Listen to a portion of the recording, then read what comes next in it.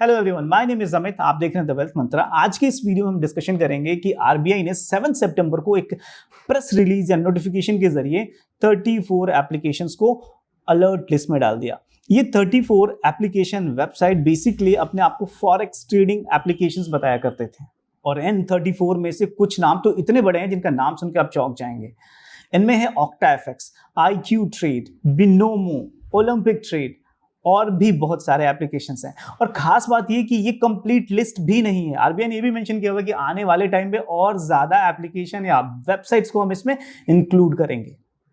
अब आप ये नाम सुनने के बाद ये सोच रहे होंगे, यार ये इतने बड़े ब्रांड्स हैं तो ये कैसे पॉसिबल है कि ये अब तक अनऑथराइज्ड या इलीगल एक्टिविटी कर रहे थे। सिंस ये ना तो सेबी से रजिस्टर्ड है, ना तो आरबीआई ने इन्हें रिकॉग्नाइज किया है, तो ये कैसे पॉसिबल है कि ये इतने बड़े बड़े गेम्स तक को स्पॉन्सर किए जा रहे थे। तो इसका आंसर है सब पैसे का खेल है। इंडिया में बहुत सारी एक्टिविटीज है, बहुत सारी ऐसी चीजें हैं जो अनऑथराइज्ड है, इलीगल है, बट फिर भी होती हैं। ये ऑक्टाएफएक्स या दूसरे एप्लीकेशंस भी इसी ढर्रे पे इन्हीं चीजों का रिजल्ट है। अब आरबीआई ने अलर्ट लिस्ट में डाल दिया तो लोगों के रिएक्शंस आने शुरू हुए। अब अलग अलग एक्सपर्ट्स की अलग अलग राय है। कुछ लोग बोल रहे हैं कि गवर्नमेंट ने सिर्फ इसलिए अलर्ट लिस्ट में डाला या इन्हें रिकॉग्निशन नहीं दी क्योंकि किसी तरीके का टैक्स बेनिफिट गवर्नमेंट को नहीं हो रहा था। इसमें कुछ सच्चाई भी है। बेसिकली इस तरीके के एप्लीकेशंस इंडिया में रजिस्टर्ड नहीं होते, इनके ऑफिसेज इंडिया में नहीं होते। मैक्सिमम एंटिटीज या मैक्सिमम एप्लीकेशन की जो ऑफिसेज हैं ये आउटसाइड इंडिया हैं। मे बी वो यूएस हो सकता है या फिर केमन आइलैंड हो सकता है या कोई और टैक्स हेवन हो सकता है। तो जो भी ट्रेड होते हैं उनमें से अधिकांश पैसों पे तो किसी तरीके का गवर्नमेंट को टैक्स कलेक्शन होता ही नहीं है। और गवर्नमेंट किसी तरीके के प्रॉफिट या किसी तरीके के ऐसे एरिया जहां लोग प्रॉफिट तो बना रहे हैं लेकिन टैक्सेस पे नहीं कर रहे हैं, उसे अपने दायरे से बाहर जाने नहीं दे सकती। गवर्नमेंट का ये मंशा जरूर हो सकता है कि इसे या तो रेगुलेट किया जाए या कम से कम लोगों को डिस्करेज किया जाए कि इस तरीके के एप्लीकेशंस पे पैसे ना लगाएं।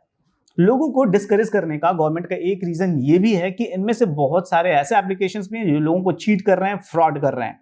सो गवर्नमेंट इस चीज को इंश्योर करने के लिए कि उनके सिटीजन्स के साथ सेफ्टी बना रहे, उनके पैसों की सिक्योरिटी रहे, इन एप्स को रेगुलेट या कंट्रोल करना चाहती है। तीसरी राय भी है जो लोग कहते हैं कि बेसिकली एक जुआ तरीके का एक्टिविटी है, ये कोई ट्रेड या कोई इन्वेस्टमेंट नहीं है।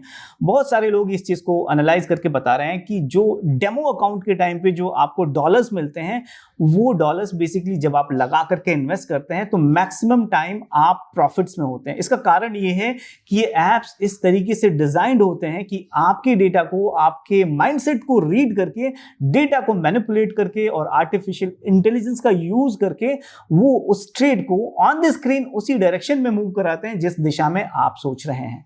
सो फॉर एग्जांपल आपने लगाया कि गोल्ड या फिर किसी पर्टिकुलर करेंसी का रेट बढ़ेगा तो सच में उसी डायरेक्शन में वो ट्रेड मूव करता दिखेगा आपको, और आपको लगेगा कि आपने तो बिल्कुल सीख लिया। और उसके बाद जब आप रियल मनी लगाएंगे तो आप पैसे हार जाते हैं, आपकी इन्वेस्टमेंट लॉस में चली जाती है। और इसी को एक्सपर्ट एक जुआ बताते हैं।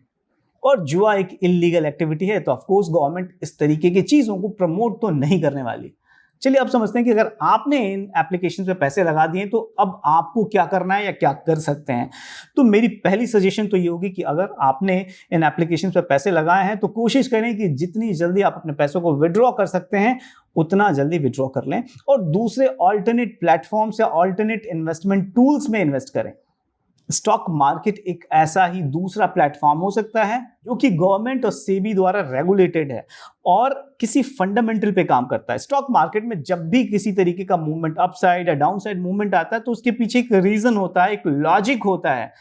सो बेटर होगा कि आप लर्न करें और उसके बाद इन्वेस्ट करें, और इन्वेस्टमेंट भी ऐसी जगह पे करें जो कि रेगुलेटेड हो। यानी अगर आपके साथ कल को कोई फ्रॉड होता है तो आप अपनी शिकायत तो कर पाए एटलीस्ट।